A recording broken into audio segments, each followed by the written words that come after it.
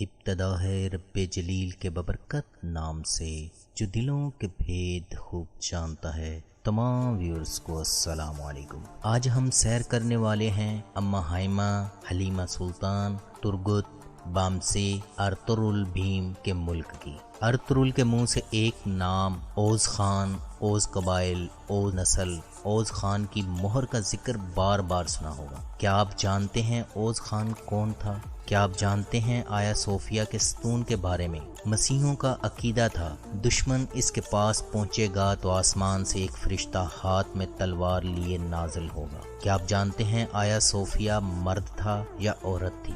اس نام کی مسیحیوں کے نزدیک کیا اہمیت ہے؟ کہیں آیا صوفیہ میوزیم کو مسجد میں تبدیل کرنا قیامت کے قریب آنے کا کوئی اشارہ تو نہیں؟ معاہدہ لوزان کیا ہے؟ کیا واقعی ہی ترک 2023 کے بعد دوبارہ سلطنت عثمانیہ قائم کر پائیں گے یا قسطنطنیہ پر دوبارہ یورپی قبضہ کر لیں گے؟ کیا آپ جانتے ہیں سعودی اور ترک ایک دوسرے سے نفرت کیوں کرتے ہیں؟ اردگان ماڈل کیا ہے؟ کوسٹ گارڈ کے بیٹے نے کیسے ترکی کو دنیا کے 10 بڑے سیاحتی ممالک میں شامل کر دیا؟ اس کے علاوہ ہم بتائیں گے top rated tourist attraction in Turkey کے بارے میں۔ دوستو آج کی ویڈیو بہت ہی دلچسپ اور حیرت انگیز معلومات پر مبنی ہے جسے آپ بڑے عرصے تک بھول نہیں پائیں گے۔ اسپائڈر ٹی وی پر نئے آنے والوں کو خوش گل دینز وش آت کے شوخص جو بھلی کرے آیا خیر راغلے مرحبا جی آیا نو خوش آمدید اور ویلکم۔ ٹرکی، اس کا official name Republic of Turkey ہے۔ ٹرکی یوریشیائی ملک ہے، یعنی براعظم ایشیا اور یورپ دونوں میں واقع ہے۔ ٹرکی کی 97% زمین ایشیا میں جبکہ باقی 3% یورپ میں ہے۔ محترم ناظرین، ٹرکی کے 81 صوبے اور 600 کے قریب شہر ہیں۔ آبادی کے لحاظ سے سب سے بڑا صوبہ استنبول ہے اور رقبے کے لحاظ سے کونیا سب سے بڑا پروونس ہے۔ ملک کا سب سے بڑا سٹی استنبول اور اس کی آبادی 1.5 کروڑ سے زائد ہے۔ ٹرکی کی سرحدیں 8 ممالک سے ملتی ہیں۔ اس کے شمال مشرق میں جارجیا، مشرق میں آرمینیا، آذربائیجان اور ایران، جنوب مشرق میں عراق اور شام اور جنوب مغرب میں میڈیٹرینین سی، مغرب میں یونان، شمال مغرب میں بلغیریا اور شمال میں بحر اسود واقع ہے۔ ٹرکی کی آفیشیل لینگویج ٹرکش ہے۔ ٹرکش زبان دنیا بھر کے 70 سے 75 ملین افراد کی زبان ہے جن کی اکثریت ٹرکی میں رہتی ہے۔ تاہم قبرص، یونان اور وسطی یورپ کے علاوہ مغربی یورپ خصوصاً جرمنی میں رہائش پذیر تارکین وطن کی بڑی تعداد بھی ترک زبان بولتی اور سمجھتی ہے، اور سینٹرل ایشیا کی مختلف زبانیں بھی ٹرکش زبان سے ملتی جلتی ہیں۔ یہاں تک کہ فارسی، اردو، عربی اور پشتو زبان کے ہزاروں الفاظ ٹرکش زبان سے ملتے جلتے ہیں۔ موجودہ ٹرکی کا کل رقبہ 8,14,578 مربع کلومیٹر ہے۔ ٹرکی اپنے رقبے کے اعتبار سے دنیا کا 37واں سب سے بڑا ملک ہے۔ ٹرکی کی آبادی اس وقت 8,20,17,520 افراد پر مشتمل ہے۔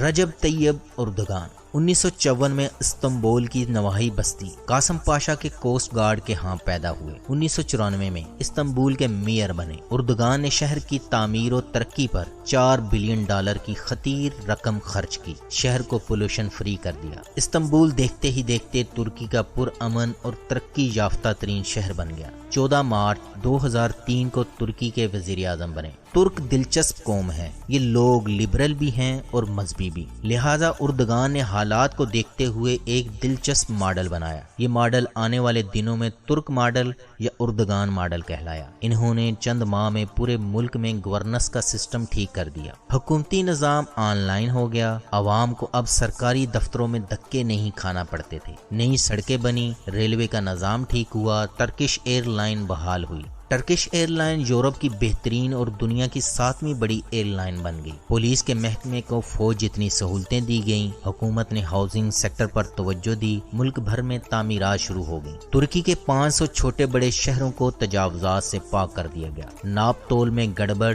ملاوٹ اور ذخیرہ اندوزی ختم ہوئی۔ زر مبادلہ کے ذخائر $29 ارب سے $92 ارب ہو گئے۔ ٹرکش کرنسی لیرا ہے اور یہ ڈالر کے نصف تک پہنچ گیا۔ لوگوں کی آمدنی میں اضافہ ہوا، ترک خاندان خوشحال ہوئے۔ چنانچہ ترک معاشرہ بڑی تیزی سے یورپ کے برابر پہنچ گیا۔ سیاحوں نے ترکی کا رخ کیا۔ ترکی میں ہر سال 3 کروڑ سے زائد سیاح آنے لگے۔ سیاحوں کی ایک بڑی تعداد یورپ اور عرب ممالک سے آتی ہے۔ دنیا میں سیاحتی انڈسٹری کا والیوم 3000 ارب ڈالر ہے۔ سیاحت دنیا میں سب سے زیادہ منافع بخش انڈسٹری ہے۔ اردگان نے 15 سالوں میں ترکی کو پوری دنیا کے لیے کھول دیا۔ آج آرمینیا کی سرحد سے ایران کی سرحد اور یورپ کی سرحدوں سے لے کر بلیک سی تک پورے ٹرکی کو دیکھ لیں، آپ کو ہر شہر میں سیاحوں کے ٹھٹ ملیں گے، اور ترکی دنیا کے 10 بڑے سیاحتی ملکوں کی فہرست میں شامل ہے۔ میڈیا کو انڈسٹری کا درجہ دے دیا۔ ترک ڈراموں نے پوری دنیا کی میڈیا انڈسٹری پر پنجے گاڑنا شروع کر دیے۔ عشق ممنوع، میگنیفیسنٹ سینچری اور میرا سلطان اور اب دریلس ارطغرل نے پوری دنیا میں بلاک باسٹر کامیابی کے ریکارڈ توڑے۔ P T V YouTube channel نے اردو میں ارطغرل کے تمام ریکارڈ توڑ ڈالے۔ اسے 1.5 ارب سے زائد لوگ دیکھ چکے ہیں۔ اس چینل کے 8.5 ملین سے زیادہ سبسکرائبر ہیں۔ دریلس ارطغرل سے لوگوں کو پتا چلا ٹرکش میں بھائی کو ارکک کردش، بہن کو کز کردش، بیٹے کو اول، بیٹی کو کز اولت، ماں کو انا، والد کو بابا، ادب کے لیے بھیم کہا جاتا ہے۔ طیب اردگان کا ڈراموں کے بارے میں کہنا ہے، جب تک شیر خود اپنی تاریخ لکھنا شروع نہیں کرے گا تب تک اس کے شکاری ہیرو بنائے جاتے رہیں گے۔ طیب اردگان کا اگلا ٹارگٹ اسلامی تشخص کی بحالی تھا۔ صوفی رقص اور تبلیغ کی اجازت دے دی گئی۔ اسکولوں میں عربی رسم الخط دوبارہ متعارف کرا دیا گیا۔ ملک میں شراب نوشی بھی محدود ہوتی چلی گئی۔ پردے، حجاب، برقعے اور داڑھی سے پابندی ہٹا لی گئی۔ مدارس بحال ہو گئے۔ ملک بھر کی مساجد آباد کر دی گئی۔ پوری دنیا اس وقت ہل گئی جب آیا صوفیہ میوزیم کی 85 سال بعد دوبارہ مسجد کی حیثیت بحال کر دی گئی۔ آیا صوفیہ کے بارے میں مزید جاننے کے لیے ہمیں تاریخ میں جھانکنا پڑے گا۔ محترم ناظرین، اس کی تاریخ بہت پرانی ہے۔ بحر اسود کے پانی کے تہہ میں انسانی آبادی کے آثار ملے ہیں۔ ماہرین کے مطابق سیدنا نوح علیہ السلام کے طوفان کا زمانہ بھی یہی ہے۔ ممکن ہے اس طوفان کے باعث بحر اسود کی سطح بلند ہوئی ہو اور نوح علیہ السلام کی پوری قوم بحر اسود میں غرق ہو گئی ہو۔ جب حضرت نوح علیہ السلام کا بیٹا یافس مرنے لگا تو اس نے اپنے بیٹے ترک کو اپنا جانشین مقرر کیا۔ ٹرکی سے لے کر سینٹرل ایشیا کی تمام اقوام ترک بن یافس کی نسل سے ہیں، اور اسی کی نسل میں کارا خان کے گھر اوز خان کی ولادت ہوئی۔ ترکوں میں اوز خان کو انتہائی باعزت مقام حاصل ہے۔ ترک تاریخ دانوں کے مطابق اوز خان پیدا ہوتے ہی بولنے لگا تھا، اور اس نے اپنی ماں کا دودھ پینے سے انکار کر دیا۔ اس نے پیدا ہوتے ہی گھوڑی کا دودھ اور گوشت مانگا۔ جب اوز خان جوان ہوا تو اس وقت ڈریگن نما جانور لوگوں کو مار کر کھا جاتا تھا۔ ترک اس سے بہت زیادہ خوف زدہ تھے۔ اوز خان نے ایک بڑھیا چال سے اس کی گردن اڑا دی۔ اس کی کوششوں سے بکھرے ہوئے ترک قبائل بھی اکٹھے ہو گئے۔ اوز خان کے 12 بیٹے تھے، جن سے یہ 12 قبیلے بنے، جن میں سے ایک کائی قبیلہ تھا۔ تاریخ میں آگے جا کر اسی قبیلے کے سردار ارطغرل غازی کے بیٹے عثمان نے سلطنت عثمانیہ کی بنیاد رکھی۔ کانسی کا زمانہ، یہاں طویل عرصے تک یونانیوں کی سلیوسی سلطنت کی حکومت رہی۔ اس کے کچھ عرصے بعد رومیوں نے اسے روم کا حصہ بنا دیا۔ اسی دور میں سیدنا عیسیٰ علیہ السلام کی بعثت ہوئی۔ جناب عیسیٰ علیہ السلام پر گنتی کے چند لوگ ایمان لائے۔ یہودیوں نے عیسیٰ علیہ السلام پر بغاوت کا الزام لگایا۔ اللہ تعالی نے عیسیٰ علیہ السلام کو آسمانوں پر زندہ اٹھا لیا۔ حضرت مریم علیہ السلام حضرت عیسیٰ کے زندہ آسمان پر اٹھائے جانے کے بعد ترکی شفٹ ہو گئی تھی۔ آپ کا گھر آج تک ترکی میں موجود ہے۔ 4 صدی عیسوی میں قسطنطین وہ پہلا رومی بادشاہ تھا جس نے قسطنطین اوپل کو روم کا دارالحکومت بنایا۔ اسے شہروں کی ملکہ کہا جاتا تھا اور قرون وسطیٰ میں یورپ کا سب سے بڑا اور امیر ترین شہر تھا۔ یہ شہر ایشیا اور یورپ کے سنگم اور آبنائے باسفورس کے کنارے آباد دنیا کا واحد سٹی ہے جو 2 بر اعظموں پر واقع ہے۔ یہ دراصل یونانیوں کا آباد کیا ہوا شہر بازنطینم تھا۔ اسی وجہ سے رومن بادشاہوں کو بازنطینی حکمران کہا جاتا ہے۔ قسطنطین جب قدیم رومن شہنشاہیت کے تخت پر بیٹھا تو پورے ملک میں خانہ جنگی عروج پر تھی۔ اس نے ایک دم یہ اعلان کیا، خواب میں آسمان پر عیسائیت کا نشان چمکتا ہوا دیکھا ہے، جس کی تعبیر کے نتیجے میں اس نے عیسائیت قبول کر لی۔ 312 عیسوی میں متحدہ روم کے تخت پر جلوہ گر ہو سکا۔ اس کی والدہ عیسائی راہبہ بن گئی اور وہ بیت اللحم فلسطین چلی گئیں، اور اس نے حضرت عیسیٰ علیہ السلام کی جائے پیدائش پر گرجا گھر تعمیر کیا۔ اس کی مزید تفصیل ٹریول ٹو اسرائیل پارٹ 2 میں ہم نے دی ہے، اور مسیحیت کی ترویج، مسیحیت کو سرکاری مذہب کی حیثیت دے دی۔ چرچ نے قدیم رومی مذاہب کے ماننے والوں کو ہر طریقے سے مسیحی بنایا، ان کے مندروں کو گرجا گھروں میں تبدیل کیا، پاگان عبادت پر پابندی لگا دی۔ اس طرح بہت سے نئے لوگوں نے ڈر کے مارے مسیحیت تو قبول کر لی، مگر فن تعمیر کے نام پر چرچ میں مقدس ہستیوں کی شبیہیں بنا کر بت پرستی کی بنیاد رکھی۔ یاد رہے اس وقت تک صلیب کی پوجا کا تصور بھی نہیں پایا جاتا تھا۔ اسی دور میں کچھ علماء نے ان بدعات سے بچنے کے لیے رہبانیت اختیار کر کے تنہائی میں رہنا شروع کر دیا۔ قسطنطین اوپل میں 360 عیسوی میں پہلا لکڑی کا کلیسا تعمیر کیا گیا۔ اس کا نام ہایا صوفیا رکھا گیا۔ سینٹ صوفیا یا آیا صوفیا کون تھی؟ یہ اٹلی کی رہنے والی مومنہ بیوہ نصرانی خاتون تھی جو مسیحی شہیدہ کے نام سے جانی جاتی ہیں۔ صوفیا اور اس کی 3 بیٹیوں کو رومی بادشاہ نے آرٹیمس رومی دیوی کو سجدہ کرنے کا حکم دیا تھا۔ صوفیا نے شرک سے انکار کیا اور حضرت عیسیٰ علیہ السلام کے رب پر ایمان لانے کا اقرار کیا۔ انکار کی پاداش میں پوری فیملی کو اذیتیں دے دے کر شہید کیا گیا۔ ہایا صوفیا چرچ اسی مومنہ شہیدہ کے نام پر بنایا گیا تھا۔ جیسے جیسے وقت گزرا مسیحی فرقہ پرستی کی آگ میں جلنے لگے، اور آخر 5ویں صدی میں مسیحی دنیا 2 فرقوں کی سلطنتوں میں تقسیم ہو گئی۔ مشرق میں آرتھوڈکس کلیسا کی سلطنت تھی، اس فرقے کا پایا تخت قسطنطنیہ تھا۔ اس کا سب سے بڑا مذہبی پیشوا پیٹری آرک کہلاتا ہے، اور مغربی یورپ میں رومن کیتھولک کلیسا کی سلطنت تھی جس کا مرکز روم موجودہ اٹلی تھا، اور یہاں کا مذہبی پیشوا پوپ یا پاپائے روم کہلاتا تھا۔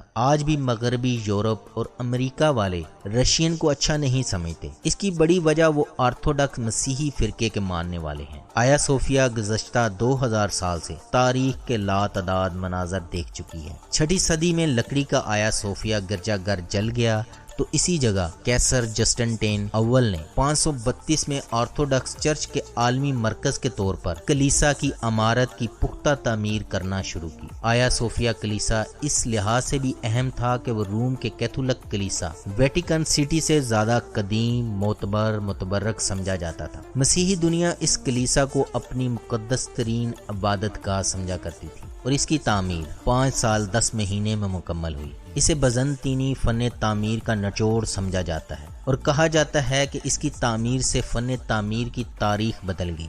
اس وقت یہ دنیا کی پہلی مکمل محراب دار چھت رکھنے والی عبادت گاہ تھی۔ 1100 سال تک یہ عمارت مسیحیت کے مذہبی اور روحانی مرکز کے طور پر استعمال ہوتی رہی۔ مسیحیوں کا عقیدہ بن چکا تھا یہ کلیسا کبھی ان کے قبضے سے نہیں نکلے گا۔ سلطان محمد فاتح نے جب 1453 میں قسطنطنیہ کو فتح کیا تو شہر کی عیسائی آبادی اس عمارت میں گھس گئی، کیونکہ ان کا عقیدہ تھا جب دشمن قسطنطین ستون کے قریب پہنچ جائیں گے تو آسمان سے ایک فرشتہ ہاتھ میں تلوار لیے نازل ہوگا اور آسمانی ہتھیار کے ذریعے سلطنت ایک ایسے غریب آدمی کے حوالے کر دے گا جو اس وقت اس ستون کے پاس بیٹھا ہوگا۔ مشہور انگریز مورخ ایڈورڈ گبن کلیسا کی منظر کشی کرتے ہوئے لکھتا ہے، گرجا کی تمام زمینی اور بالائی گیلریاں عورتوں، بچوں، باپوں، شوہروں، پادریوں، راہبوں اور کنواری ننوں کی بھیڑ سے بھر گئی تھی۔ کلیسا کے دروازوں کے اندر اتنا ہجوم تھا کہ ان میں داخلہ ممکن نہ رہا تھا۔ یہ سب لوگ اس مقدس گنبد کے سائے میں تحفظ تلاش کر رہے تھے جسے وہ زمانہ دراز سے ایک لاہوتی عمارت سمجھتے آئے تھے، لیکن سلطان محمد فاتح اس ستون سے گزرتے ہوئے اس کے گنبد والے حال میں داخل ہوئے۔ نہ کوئی فرشتہ آسمان سے نازل ہوا اور نہ رومیوں کی شکست فتح میں تبدیل ہوئی۔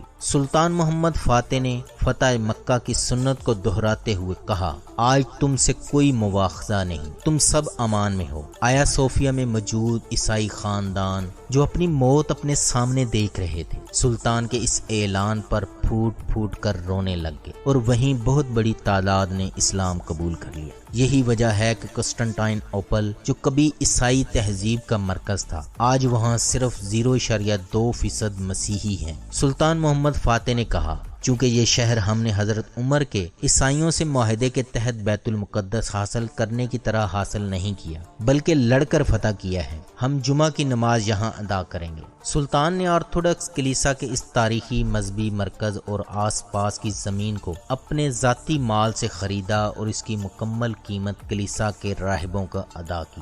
خرید و فروخت کی دستاویزات آج بھی ترکی کے دارالحکومت انقرہ میں موجود ہیں۔ اس میں کوئی شک نہیں، یہ آج بھی دنیا کی سب سے خوبصورت بلڈنگ میں سے ایک ہے۔ جہاں یہ بلڈنگ بزنطینی سلطنت کی طاقت کا نشان ہے، وہیں بیرونی مینار عثمانی مسلمانوں کی لازوال شان و شوکت کے گواہ ہیں۔ اس لیے کہا جاتا ہے بلو ماسک ترکی کی سب سے قدیم مسجد نیلی مسجد ہے، جس کو سلطان احمد مسجد یا بلو ماسک بھی کہتے ہیں۔ یہ بالکل آیا صوفیہ مسجد کے سامنے واقع ہے۔ ٹرکی سیاحوں کے درمیان بہت زیادہ مقبول ہے۔ یہاں کئی ایسے سیاحتی مقام موجود ہیں جو کہ عالمی ثقافتی ورثے میں شامل ہیں۔ ٹھنڈے ملکوں کے سیاح استنبول، ازمیر اور اناطولیہ کے گرم ساحلوں کا رخ کرتے ہیں، جبکہ گرم ملکوں کے سیاح بلیک سی اور طرابزن جیسے ٹھنڈے شہروں میں نظر آتے ہیں۔ کیپاڈوشیا اور کونیا کی تو کیا ہی بات ہے۔ چنانچہ سیاحوں کو تاریخ، ثقافت اور تفریح سے لے کر رقص تک سیاحت کی ساری سہولتیں ترکی میں ملتی ہیں، اور ترکی ان سہولتوں سے ہر سال 50 ارب ڈالر کماتا ہے۔ کاپاڈوشیا، جسے ٹرکش زبان میں کاپاڈوکیا کہا جاتا ہے، یہ ایسا سٹی ہے جیسے فیری ٹیل کی کہانیوں میں بتایا جاتا ہے۔ کاپاڈوکیا ترکی کا قدرتی عجوبہ ہے۔ اس کی چٹانی وادیوں کو دیکھنا ہر فوٹوگرافر کی خواہش ہوتی ہے۔ چٹانوں پر لہروں کی طرح غاروں میں بنے گھر لاوا کے پھٹنے کے بعد برف باری سے وجود میں آئے۔ یہاں لوگوں نے گھر بنائے ہوئے ہیں اور لوگ ہزاروں سالوں سے یہاں رہائش پذیر ہیں۔ اگر آپ اسے پیدل نہیں دیکھنا چاہتے تو آپ ہاٹ ایئر بیلون رائڈ کے ذریعے خوبصورت نظاروں کا لطف اٹھا سکتے ہیں۔ کاپاڈوکیا دنیا کا واحد شہر ہے جسے دیکھنے کے لیے صبح ہزاروں غبارے فضا میں اڑتے ہیں۔ اس کی فیس 250 یورو ہے۔ محترم ناظرین، ٹرکی کی معیشت کے بارے میں بتاتا چلوں، ٹرکی کا سالانہ G D P 2.2 trillion dollar ہے۔ یہ گاڑیاں، ہوائی جہاز، الیکٹرانکس، لباس اور ٹیکسٹائل کی مصنوعات نہ صرف تیار کرتا ہے بلکہ ایکسپورٹ بھی کرتا ہے۔ ٹرکی میں فی کس آمدنی 27,000 ڈالر ہے۔ ٹرکی کا کیپٹل انقرہ ہے۔ یہ 50 لاکھ کے قریب نفوس پر مشتمل سٹی ٹرکی کا سیکنڈ لارجسٹ سٹی بھی ہے۔ اس کا پرانا نام انگورا تھا۔ انقرہ اناطولیہ کے وسط میں واقع ایک اہم تجارتی اور صنعتی مرکز ہونے کے ساتھ ساتھ ترک سیاست کا گہوارہ بھی ہے۔ بورسا استنبول سے 250 کلومیٹر دور ترکی کا چوتھا سب سے بڑا شہر ہے۔ اپنے باغات کے باعث یہ شہر یشل بروسا یعنی سبز بروسا کے نام سے جانا جاتا ہے۔ یہ شہر اپنی برفانی تفریح گاہوں، عثمانی سلطانوں کے مزارات اور زرخیز میدانوں کے باعث بھی مشہور ہے۔ ناران کی طرح ٹھنڈا علاقہ ہے۔ اسی شہر سے ترکی کی 70% آبادی کو پانی کی فراہمی ہوتی ہے۔ بورسا کی وجہ شہرت ایک بہت بڑا چنار کا درخت ہے جس کی عمر 700 سال کے قریب ہے۔ اسی چنار کے درخت کے سائے میں 1326 میں ارطغرل غازی کے بیٹے عثمان غازی نے سلطنت عثمانیہ کی بنیاد رکھی تھی۔ 1326 میں یہ شہر سلطنت عثمانیہ کا دارالحکومت بنا اور 1365 میں اردنا کی فتح تک اسے یہ اعزاز حاصل رہا۔ ایفسس رومن شہروں میں سے ایک ہے۔ ایفسس کھنڈرات، یادگاروں، سنگ مرمر سے بنی سڑکوں کا شہر ہے۔ رومن سلطنت کے سنہری دور کی زندگی کیسی تھی جاننے کی بہترین جگہ ہے۔ توپ کاپی پیلس، توپ کاپی محل یقین سے بالا تر محل آپ کو بادشاہوں کی بے چین تصوراتی دنیا میں لے جائے گا۔ اس کا انٹیریئر ٹائل اور شاہانہ زیورات سے سجا ہے۔ یہاں پہنچ کر آپ کو سلطنت عثمانیہ کی شان و شوکت کا صحیح اندازہ ہوگا۔ یہیں پر بیٹھ کر ترک عثمانی سلطان یورپ، افریقہ سے مشرق وسطی تک حکومت کرتے تھے۔ پاموکلے، جسے انگلش میں کاٹن کاسل کہا جاتا ہے، یعنی روئی کا قلعہ، ترکی کے سب سے مشہور قدرتی عجائبات میں سے ایک ہے، جو دیکھنے والوں کی آنکھوں کو قدرت کے شاہکار پر بے ساختہ سبحان اللہ کہنے پر مجبور کرتا ہے۔ سورج ڈھلتے ہی ٹیورٹائن چمکنے لگتے ہیں اور تصاویر بنانے کے شوقین شام کو وزٹ کرتے ہیں۔ یہاں ہیری پولس کے کھنڈرات کے نظارے اور دنیا کے قدیم ترین سپا سینٹر کا لطف بھی اٹھا سکتے ہیں۔ سمیلا مونسٹری، سمیلا خانقاہ بحیرہ اسود کے ساحل کے ساتھ پہاڑی کے دہانے پر بنی خانقاہ ہے۔ یہ مسیحی زائرین کے لیے ایک ستارے کی طرح توجہ کا مرکز ہے اور اس کے بارے میں خیال کیا جاتا ہے کہ مریم علیہ السلام یہاں عبادت کیا کرتی تھی۔ ماؤنٹ نیمروٹ مشرقی ترکی کے لیے سر فہرست گھومنے والی جگہوں میں سے ایک ہے۔ نیمروٹ کی پہاڑی چوٹی میں بڑی تعداد میں مجسموں کی ٹوٹی ہوئی باقیات بکھری ہوئی ہیں۔ یہ عجیب و غریب اور تنہا جگہ ترکی کے سب سے عجیب آثار قدیمہ میں سے ایک ہے۔ دیو ہیکل بڑے بڑے دیوتاؤں کے بنجر چوٹی پر پڑے سر اس بات کا اعلان کرتے ہیں اس کائنات کا مالک حی اللہ ہے، جو ازل سے ابد تک ہے، جسے موت نہیں آتی، جسے اونگ نہیں آتی، جسے کوئی زوال نہیں ہے۔ دوستو، مغربی طاقتیں 2023 سے خوف زدہ کیوں ہیں؟ معاہدہ لوزان کیا ہے؟ اس معاہدے کے تحت تینوں براعظموں میں خلافت عثمانیہ کی املاک ضبط کر لی گئیں، سلطان کے خاندان کو جلا وطن کر دیا گیا، ترکی کو ایک سیکولر سٹیٹ قرار دے دیا گیا، ترکی پیٹرول کے لیے ڈرلنگ نہیں کر سکتا تھا، باسفورس عالمی سمندر شمار ہوگا، اور ترکی کسی بحری جہاز سے ٹیکس وصول نہیں کر سکے گا۔ باسفورس کی اہمیت کا اندازہ اس بات سے لگایا جا سکتا ہے کہ یہ عالمی تجارت میں ریڑھ کی ہڈی کی حیثیت رکھنے والی نہر سویز کے ہم پلہ قرار دی جاتی ہے۔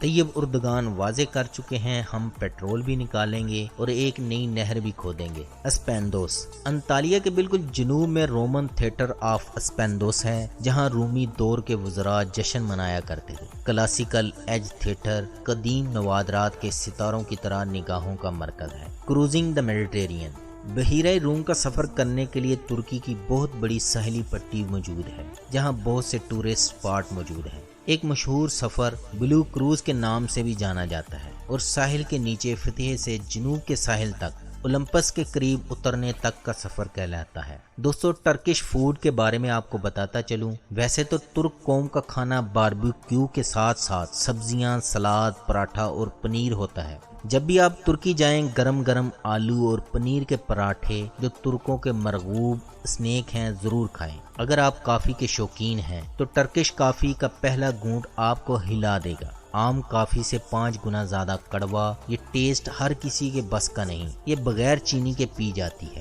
دوستو، جس طرح عربوں کو اونٹ کا گوشت اور اونٹنی کا دودھ پسند ہے، ترکوں کو گھوڑے کا گوشت اور گھوڑی کے دودھ کی چائے بہت مرغوب ہے۔ اسی وجہ سے ترک قوم بہادر اور دوستوں کی قدر کرتی ہے۔ خصوصاً ہر ترک پاکستان اور پاکستانی قوم کا بہت احترام کرتا ہے۔ آپ جس ترک سے بھی ملیں اور بتائیں ہم پاکستان سے آئے ہیں تو وہ آپ سے گرم جوشی سے ہاتھ ملائے گا۔ ریسٹورانٹ میں چند اضافی آئٹم مفت پیش کریں گے۔ یہاں لڑکیاں 21 سال کی عمر میں شادیاں کرتی ہیں۔ یہاں کی اوسط عمر 76 سال ہے۔ لونڈینز نقابل یقین بلو واٹر، قدموں میں لش گرین جنگلات، بھیڑ سے بھرپور سفید چمکتی ریت والے ساحل کا لطف پیرا گلائیڈنگ کے ذریعے لینے کے لیے فتح کے قریبی چوٹی پر دنیا کے سب سے بڑے پیرا گلائیڈنگ سپاٹ بابا داغ پر پہنچیں اور جادوئی نظاروں کا پیرا گلائیڈنگ کے ذریعے آسمانوں میں اڑتے ہوئے نظارہ کریں۔ انطالیہ بحر روم کے مرکز میں ہر کسی کے لیے کچھ نہ کچھ ہوتا ہے۔ شہر کے باہر بیچز یورپی سیاحوں کو اپنی طرف راغب کرتے ہیں اور اس شہر میں آج بھی عثمانی طرز تعمیر دیکھنے کو ملتی ہے اور یہ شہر سیاحت کے حوالے سے مشہور شہروں میں سے ایک ہے۔ محترم ناظرین، سعودی ترکوں سے نفرت کیوں کرتے ہیں؟ ہمارے ہاں بھی 2 طبقے ہیں، ایک ترکوں کو صحیح سمجھتا ہے، دوسرا سعودیوں کو، حالانکہ دونوں کو بیسک معلومات سے زیادہ کچھ نہیں پتا۔ جب سعودی عرب اپنی تاریخ پر نگاہ ڈالتا ہے تو اسے سلطنت عثمانیہ کا دور یاد ضرور آتا ہے۔ آیا صوفیہ کے عین سامنے سن 1818 میں سلطنت عثمانیہ کے فوجی سعودی عرب کے شاہ عبداللہ بن سعود اور حنبلی امام کو ایک زنجیر میں جکڑ کر استنبول لائے۔ جب عبداللہ بن سعود کا سر قلم کیا گیا تو ایک بہت بڑا ہجوم آیا صوفیہ کے باہر جشن منا رہا تھا۔ شاہ عبداللہ بن سعود کی سر بریدہ لاش کو 3 دن تک رکھا گیا تھا۔ اسی دوران سلطنت عثمانیہ کے فوجیوں نے اس وقت کے سعودی دارالحکومت دیریہ اور ریاض کے مضافات میں حملہ کیا تھا۔ سعودی عرب کے موجودہ حکمران 84 سالہ شاہ سلمان اور 34 سالہ ولی عہد شہزادہ محمد بن سلمان عبداللہ بن سعود کے خاندان سے تعلق رکھتے ہیں، جن کا آیا صوفیہ کے سامنے سر قلم کیا گیا تھا۔ ایک اور غلط فہمی کے بارے میں بتاتا چلوں، ہمارے ہاں سمجھا جاتا ہے پورے سعودی عرب پر سلطنت عثمانیہ کی حکومت تھی۔ اگر آپ بھی ایسا سمجھنے والوں میں سے ہیں تو بتاتا چلوں، سعودی عرب کی صرف ساحلی پٹی یعنی مکہ اور مدینہ عثمانیوں کے ماتحت رہے ہیں۔ اور یہ بات سن کر آپ کو جھٹکا بھی لگ سکتا ہے کہ کوئی ترک سلطان کبھی بھی حج پر نہیں گیا، یعنی کہ کسی بھی ترک سلطان نے حج نہیں کیا۔ اور یاد رہے، عربوں کے نزدیک ترکی کے آخری سلطانوں نے بدعات، قبر پرستی، صوفی ڈانس اور قوالیوں کو فروغ دیا تھا۔ اسی وجہ سے ارطغرل پر سعودی عرب، مصر، متحدہ عرب امارات میں پابندی عائد ہے۔